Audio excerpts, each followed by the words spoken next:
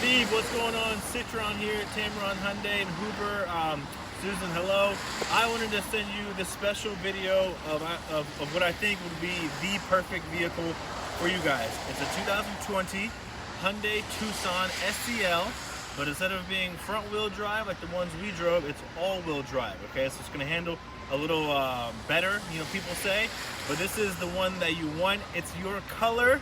So this is a silver 2020 Hyundai Tucson SEL all-wheel drive. So I want to show it to you, okay?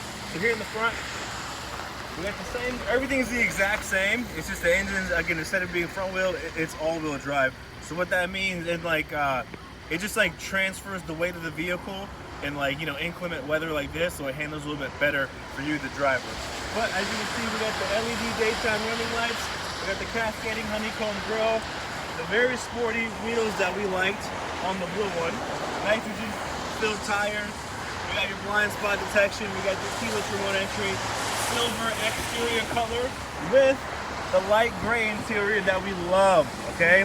So silver with the light gray cloth interior, all the same safety features, your heated seats, your blue link, your a digital climate control, your lane keep assist, lane departure warning, forward collision avoidance, backup camera.